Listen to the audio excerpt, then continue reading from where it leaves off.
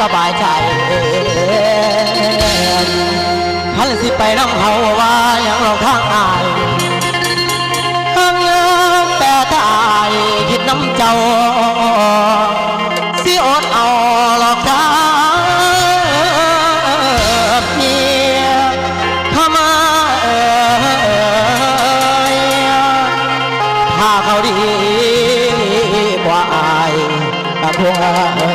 ากที่บ่ฟังไว้ดีน้องโอ้ยน้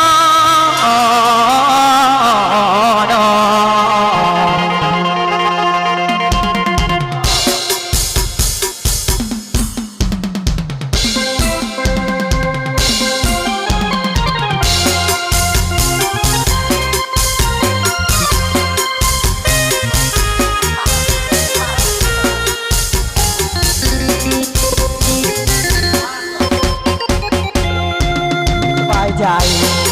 ถ้าอยากจะไปคงไม่มีใครเลี้ยวหลังถ้าไม่มีสิ้นที่จะคิดแบบฉันเมื่อมีความหวังข้างหน้าถ้าที่ก็ไปดูแลทำทุกอย่างแล้วพระเจ้ายังไม่เขาดีก็นี่ใส่หมายเพีย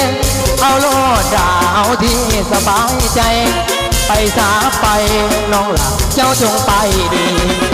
มาอยู่ด้วยกันมันทรมานบ่มีความหวังบ่มีความสุขเป็นทุกข้างปีอายอมดีทางเปิดใจให้เจ้าเต็มที่แต่ยอมกับสิ่งดีๆที่เคยมีต่อกันมานาน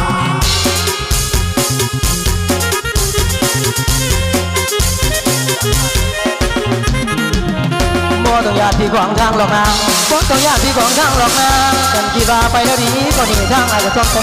บ่อยากให้คนอยู่เป็นทุกข์ถ้าจะมีความสุขว่าเลยทางกายเมื่ออยู่แล้วมันเป็นภูมิใจอยู่ไปก็ไม่มีความหมายความรู้สึกพี่เองก็อายแสนอายที่ดูแล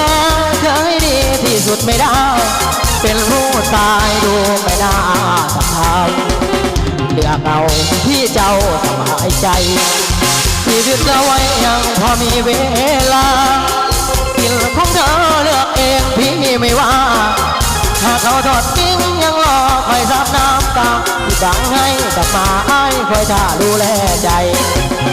หลับลายกับที่เธอทำความเจ็บช้ำมีบ้างไม่เป็นไรถึงเธอจะอยู่เคียงคู่กับใคร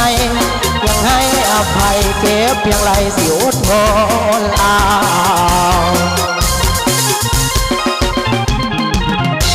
แล้วแหละมันสุขใจเจ้าแล้วแหละมันสุขใจเจ้าเมื่อเห็นเขา4 ปีก็พี่4 ปีก็พี่และ4 ปีก็พี่ถ้าสุดที่พี่ก็ตอบน้องบ่ไรไว้บ่ไร